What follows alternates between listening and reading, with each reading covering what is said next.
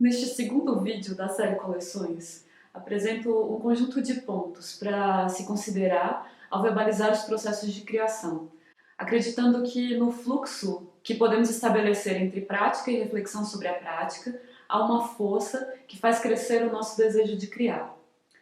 Essa coleção também poderia chamar o que eu aprendi orientando TCCs. Nos processos de orientação, sempre tive uma pergunta guia. Como reconhecer e estimular a manifestação da estrutura do pensamento visual de cada um por meio da fala, do texto e do projeto gráfico? Para mim, é evidente que essa abordagem reflete a minha própria formação, que é mestrado em poéticas visuais. Uma pesquisa, considerando as poéticas do fazer, que se orienta pelas demandas do próprio processo de criação, se movimenta entre o nome e o sem nome, o codificável e o incodificável. Uma pesquisa com esse caráter na universidade busca sistematizar o conhecimento para compartilhá-lo. Aproveito para mencionar que acredito que o convívio entre diferentes abordagens é fundamental, e apresento esta como mais uma possibilidade, levando em conta que o percurso da graduação em artes visuais se estrutura em boa parte pelo fazer e também o meu interesse em dialogar com artistas que se formam por si só. Então, vamos às sugestões de pontos para se pensar essa pesquisa. Um primeiro gesto pode ser responder para si qual é o seu assunto ou assuntos, seu tema ou temas, o seu conceito ou conceitos e qual a visão de mundo que se expressa por meio de seu trabalho.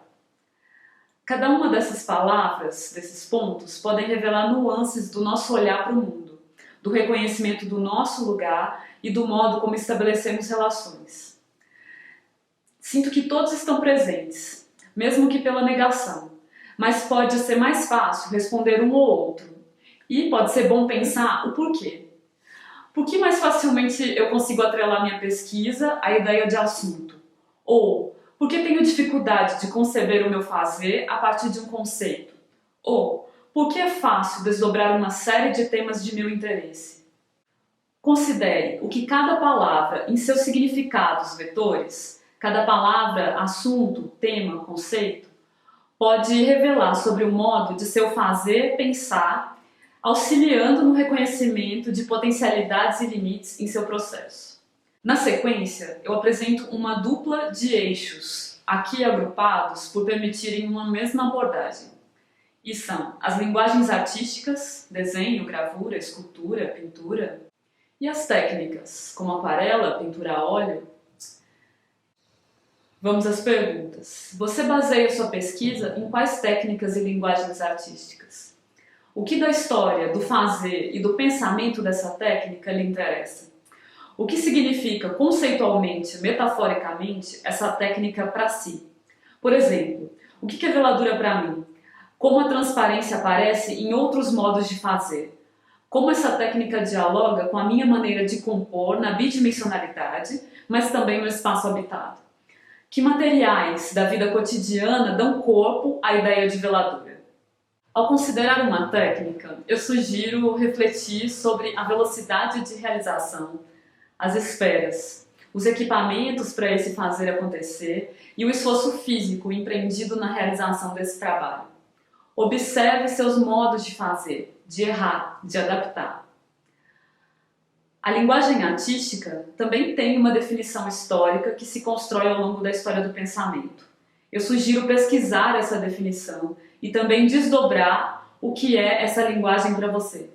Nesse movimento, eu posso considerar, por exemplo, o esboço e o apagamento como modos de fazer e também como conceitos. E falando do que é desenho para mim, mesmo para mim. A ação, a performatividade revelam também um desejo de ir em encontro com os outros processos de criação. Desejar compreender o desenho do pensamento de um outro. O desenho orienta também a minha prática didática. No início da minha formação, uma professora de desenho, a Lígia Luff, me fez uma provocação. Você tem que dar aulas do mesmo modo como o desenho.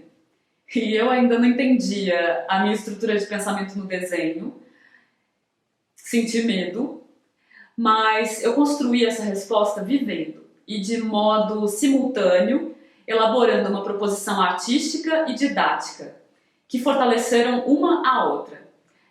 Na verdade, e ainda bem, ainda hoje elas reciprocamente se nutrem, se atualizam a cada dia. Faço uma pausa para refletir sobre a ideia de simultaneidade, ou o que eu tenho costumado chamar para mim mesma de misturas.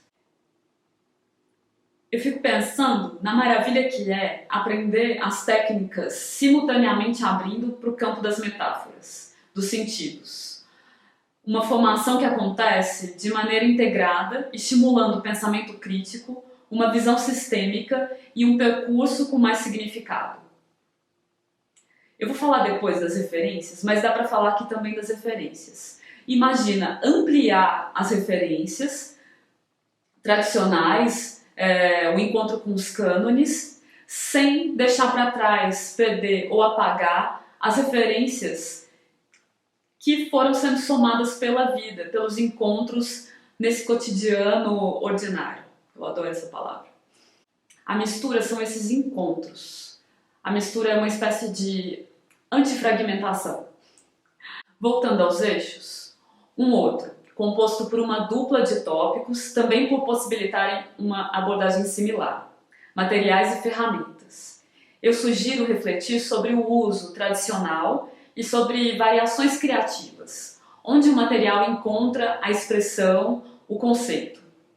Tem um relato do Francis Bacon, acho que é no livro de entrevistas com Francis Bacon, que ele conta como que ele representou um tecido de flanela com a pintura.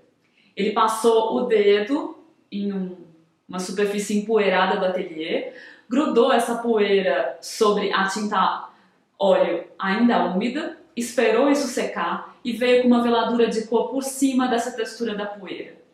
Então, quando eu estou falando da variação criativa, é desse lugar que eu estou dizendo. O Paulo que tinha uma expressão para isso, que é técnica é uma necessidade interior. É um pouco como a gente singulariza esse fazer, como que a gente singulariza essa técnica. Um dia eu mostrei para um amigo uma série de desenhos feitos com nanquim. E ele disse não gostar das superfícies em que o nanquim concentrado refletia a luz. Eu voltei para casa pensando no que ele disse e percebi que, para mim, era maravilhoso que uma sombra pudesse ser luz.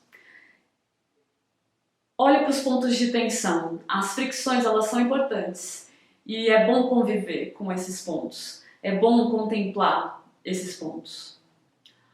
Um outro tópico que eu destaquei dos demais grupos é que se dê atenção especial.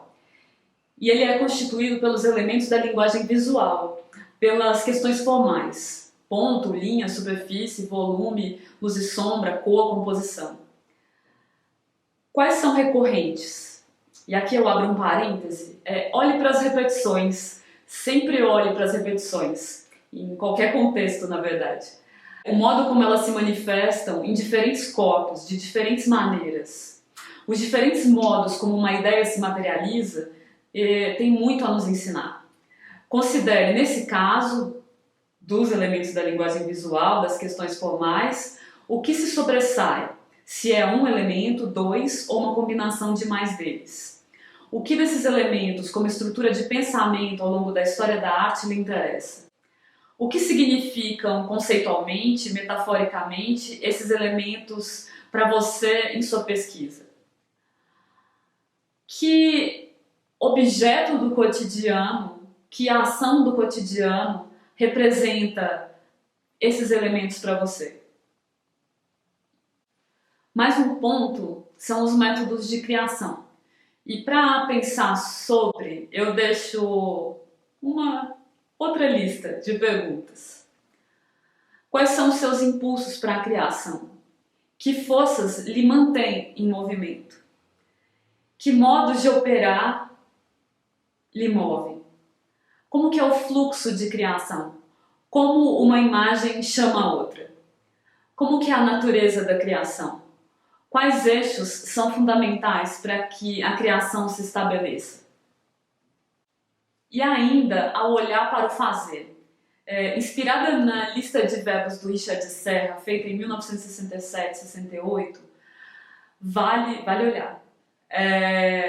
Sugiro realizar listas de verbos, uma para os processos de criação e uma para as ações cotidianas. E aí considere diferentes verbos para mostrar as nuances de uma mesma ação importante e as ações cotidianas que possam migrar para o âmbito da criação.